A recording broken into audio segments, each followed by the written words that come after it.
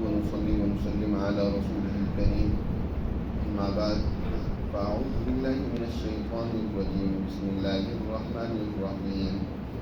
تبارك الذي جعل في السماء بروجا وجعل فيها سراجا وقمرا منيرا وهو الذي جعل الليل والنهار خلفة لمن أراد أن يذكر أو أراد شكورا وعباد الرحمن الذين يمشون على الأرض هونا وإذا خاطبهم الجاهلون قالوا سلاما والذين يبيتون لربهم سجدا وقياما والذين يقولون ربنا اصرف عنا عذاب جهنم إن عذابها كان غراما إنها ساءت مستقرا ومقاما والذين إذا أنفقوا لم يسرفوا ولم يقتروا وكان بين ذلك قواما. صدق اللہ العظیم. یہ سورۃ الفرقان کا آخری رکوع ہے. اس سورہ مبارکہ کے آغاز میں اللہ سبحانہ و تعالی نے اپنی اس برکت کا تذکرہ کیا ہے جو نوع انسانیت کی ہدایت اور رہنمائی کی صورت میں اللہ نے ظاہر فرمائی. فرمایا تبارک الذی نزل الفرقان علی عبدہ لیکون للعالمین نذیرا. بابرکت ہے وہ ذات جس نے اپنے بندے محمد صلی اللہ علیہ وسلم پر الفرقان کو نازل فرمایا. یعنی قرآن مقدس جس کی تعلیمات کے نتیجے میں انسان میں وہ شعور اور صلاحیت پیدا ہو جاتی ہے کہ وہ دنیا کے اندر حق اور باطل، سچ اور جھوٹ اور حقیقت کا ادراک کر لیتا ہے اور ان سچ اور جھوٹ کے درمیان فرق کر لیتا ہے. لہذا اس حوالے سے اللہ سبحانہ و تعالیٰ نے اس کے بعد ان رویوں کی نشاندہی کی ہے جس کے نتیجے میں انسان باطل پرستی میں مبتلا ہو جاتا ہے اور حق سے دور ہو جاتا ہے.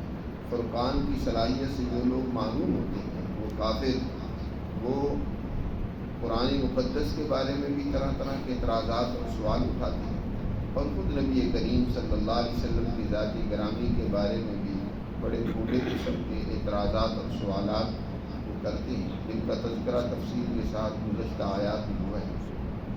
یہاں سے اسی بابرکت ذات جس نے نوع انسانیت کی ہدایت کے لیے الفرقان نازل کیا، اس کے بندے جنہوں نے اس فرقان سے اس روشنی کو اور نور کو حاصل کیا اور ان کے اندر وہ فرق کرنے کی صلاحیت و استعداد پیدا ہوئی، ان کی کیا صفات ہیں، ان کے کیا رویے ہیں، ان کے کیا اخلاق و کردار ہیں، قرآن نے اس کو تذکرہ اس کا ذکر کیا.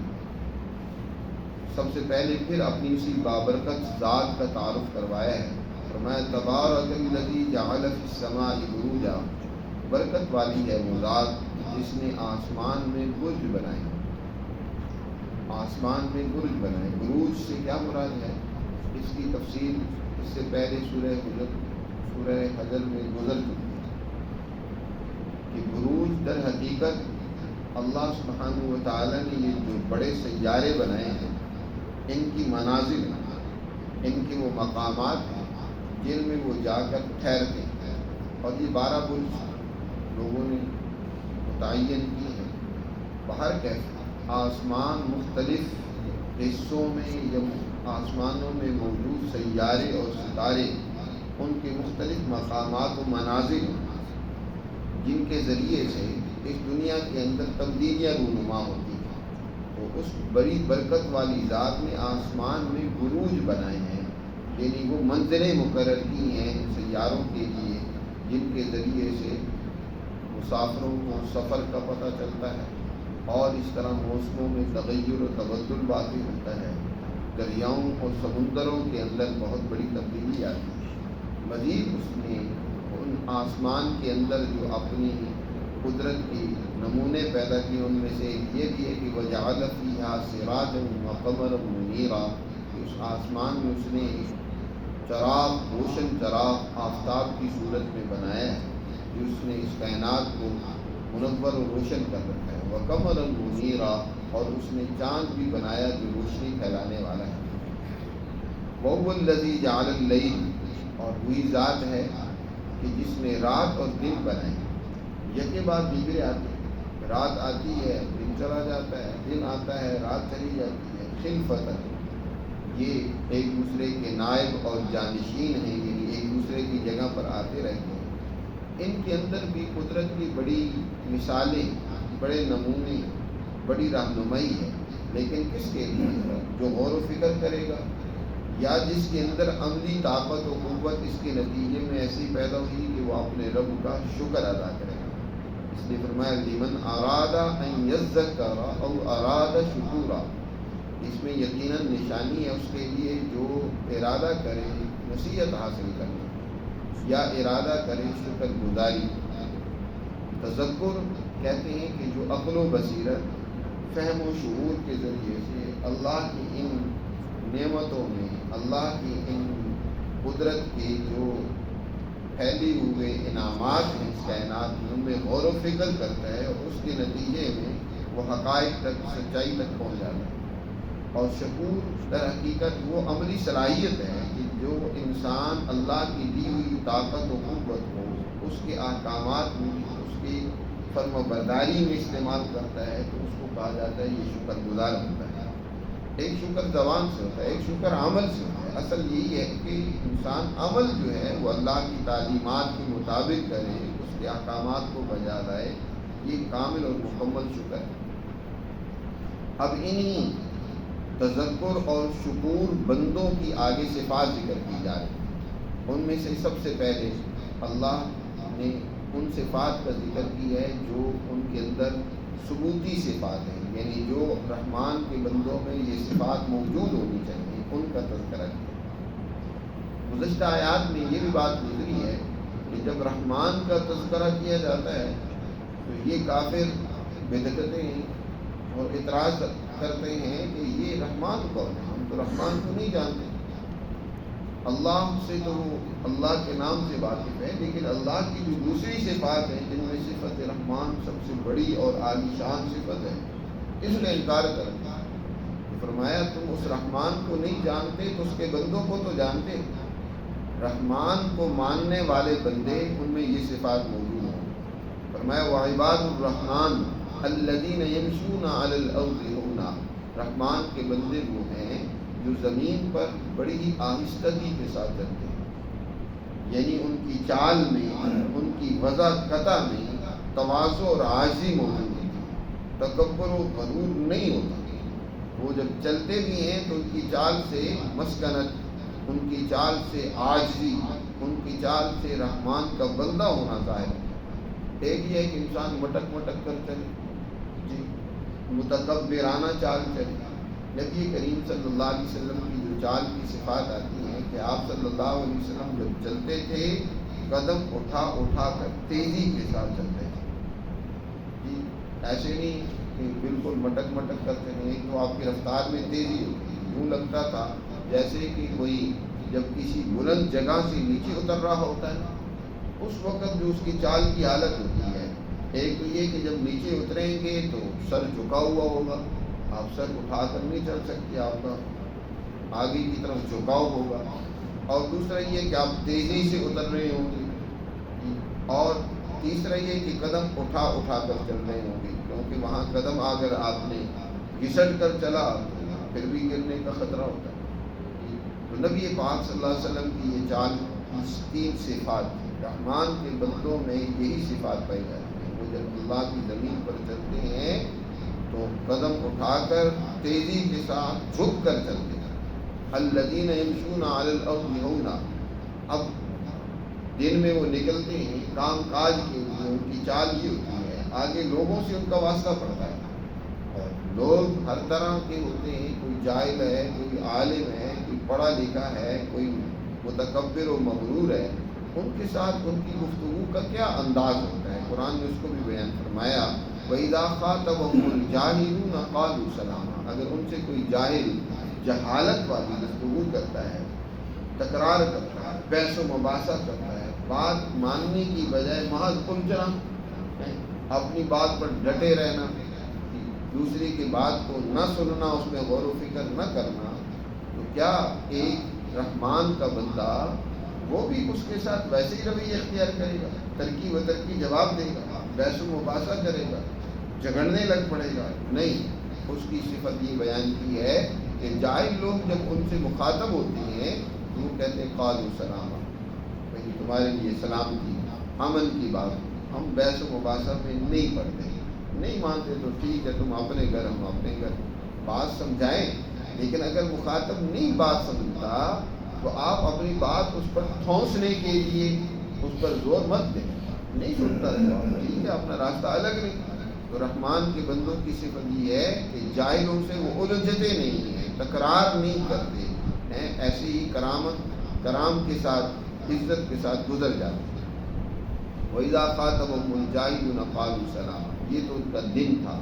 اب جب رات آتی ہے تو ان کی کیا صفت ہوتی ہے؟ قرآن نے فرمایا وَالَّذِينَ يَبِيتُونَ لِرَبِّهِمْ سُجَّدًا وَقِيَامًا، وہ رات گزارتے ہیں اپنے رب کے لیے، کبھی سجدے میں تو کبھی قیام کی حالت میں، یعنی اپنے رب سے ڈرتے ہوئے، اس کے حضور اپنی جبین نیاز جھکاتے ہوئے، اپنے گناہوں کی معافی مانگتے ہوئے ان کی راتیں گزرتی ہیں اللہ کے حضور عبادت میں۔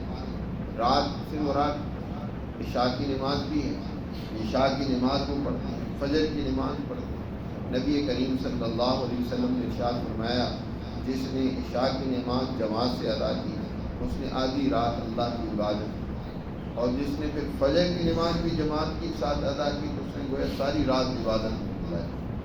تو یہ رات کی عبادتیں وہ کرتے ہیں اللہ کے حضور سجدہ ریز ہوتے ہیں۔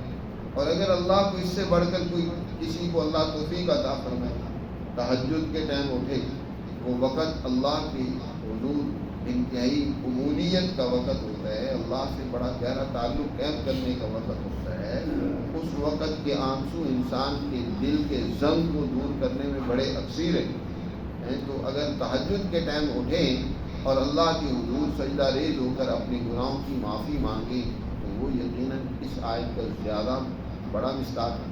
تو فرمایا رحمان کے بندوں کا وصف یہ ہے کہ وہ اپنے رب کی حضور سجدے اور قیام میں راتیں گزارتے ہیں۔ کفار کی کچھ جاسوس مسلمان جماعت میں صحابہ کرام کے اندر جاسوسی کے لیے گئے، اور جب وہ کچھ دن ان میں رہے اور واپس جا کر جب انہوں نے اپنے لوگوں کو، اپنے حکمرانوں کو جا کر رپورٹ دی، اطلاع دی، اس میں انہوں نے اس بات کا اعتراف کیا کہ ہم باللیل رہبان وبالنہار فرسان، یہ وہ مسلمان جماعت ہے کہ راتوں کو وہ اللہ کے حضور کھڑے ہو کر گڑ گڑاتے ہیں، روتے ہیں، اللہ سے معافیاں مانگتے ہیں کہ ہم سے غلطیاں کوتاہیاں ہوتی ہیں، مالک معاف فرما، اور دن کو گھوڑے کی ننگی پشت پر بیٹھ کر وہ اللہ کے راستے میں جہاد کرتے ہیں، اللہ کی مخلوق کی مدد کرتے ہیں، ان کے لیے اپنی جانیں قربان کرتے ہیں، اور ان مظلوموں بے بسوں کی مدد کرتے ہیں اور ظالموں کے خلاف لڑتے ہیں۔ مسلمان کی یہ صفت ہے، رات اللہ کے حضور رو کر گزارے، دن کو اللہ کی مخلوق کی مدد کے لیے اپنی جان جوکھوں میں ڈال دیں، یہ رحمان کے بندے ہیں۔ اب دیکھنا یہ کہ ہمارے اندر یہ صفات کتنی موجود ہے، ہم بھی رحمان کے بندوں میں شامل ہیں یا محض ایسی جمع خرچ، زبانی جمع خرچ ہے؟ تو اللہ فرماتے ہیں کہ لِرَبِّهِمْ سُجَّدًا وَقِيَامًا، تیسری صفت بیان کی وَالَّذِينَ يَقُولُونَ رَبَّنَا اصْرِفْ عَنَّا عَذَابَ جَهَنَّمَ، وہ اللہ سے دعائیں مانگتے ہیں اور یوں کہتے ہیں ہمارے پروردگار ہم سے ہمارے گناہوں اصرف عنا عذاب جہنم، ہم سے جہنم کے عذاب کو پھیر دیں، ہم سے جہنم کے عذاب کو دور کر دیں، کیونکہ ان عذابہا کان غراما، بے شک عذاب جہنم کا جو ہے وہ جس کو لگا، جس کو ملا، بڑا ہی سخت اور خطرناک عذاب ہے، وہ ایسا عذاب ہے جو جسم کے ساتھ چمٹ جانے والا ہے اور پھر جس سے چھٹکارا اور نجات نہیں ہے۔ اس جہنم کے عذاب سے اللہ ہمیں بچا۔ کان غراما، غرام جسم کو ایسی آگ لگے کہ پھر وہ جسم سے جدا نہ ہو، انسان اس آگ میں جلستا رہے۔ غریم کہتے ہیں اس مقروض کو کہ قرض خواہ اس کے ساتھ چمٹا رہتا ہے اور قرض کا مطالبہ اسے کرتا رہتا ہے، تو اس سے اس وقت تک چھٹکارا نہیں ملتا جب تک اس قرضے کو ادا نہ کر لے. تو اسی طرح غرام اسی سے ہے جس کا معنی وہ آگ جو انسانی جسم کے ساتھ چمٹ جائے گی. تو جہنم جس کا ٹھکانہ بنی انہا ساءت مستقرا و مقاما، بے شک وہ جہنم ٹھہرنے کی قرار پکڑنے کی اور رہنے کی بہت ہی بری جگہ ہے. اللہ اس جگہ سے بچائے. تو اللہ سے وہ یوں دعا کرتے ہیں ربنا اصرف عنا عذاب جہنم، اے ہمارے پروردگار جہنم کے عذاب کو ہم سے پھیر دے اور دور کر دے. اللہ سے یہ دعا مانگتے رہنا چاہیے. یہ رحمان کے بندوں کی ایک صفت ہے کہ جہنم سے پناہ مانگے. اور چوتھی صفت بیان کی والذین اذا انفقوا لم یسرفوا ولم یقتروا، کہ رحمان کے بندے وہ ہیں جب وہ خرچ کرتے ہیں تو نہ تو اسراف سے کام لیتے ہیں، فضول خرچی، اور نہ ہی بخل سے کام لیتے ہیں. ولم یقتروا، بلکہ وکان بین ذالک قواما، اس کے درمیان کا جو راستہ ہے معتدل راستہ اس کو اختیار کرتے. اسراف کہتے ہیں اللہ کے احکامات کے خلاف دولت اور پیسے کو خرچ کرنا، شراب و شباب و کباب اور مستیوں میں پیسہ خرچ کرنا. جہاں اللہ کا حکم اور اجازت نہیں ہے وہاں پیسہ خرچ کرنا یہ اسراف. اور جہاں حکم ہے خرچ کرنے کا وہاں بھی خرچ نہ کرنا، اس کو تقدیر کہتے ہیں، اقتار کہتے ہیں. تو یہ دونوں چیزیں غلط ہیں. جہاں خرچ کرنے کا حکم ہے وہاں بھی خرچ نہ کرے، یہ بھی بخل اور اقتار کی بات ہے. یہ بھی رحمان کے بندوں کی صفت نہیں ہے. اور جہاں خرچ نہیں کرنے کا حکم ہے وہاں پیسے اور دولت کو لوٹانا، یہ دونوں منع ہے. تو رحمان کے بندے وہ ہیں کہ وہ نہ تو اسراف سے کام لیتے ہیں نہ بخل سے کام لیتے ہیں، بلکہ اس کے درمیان کا جو راستہ ہے اس کو انہوں نے اختیار کر رکھا ہے. یہ چار وہ صفات ہیں جو رحمان کے بندوں کے اندر موجود ہوتی ہیں. کچھ وہ صفات ہیں جو رحمان کے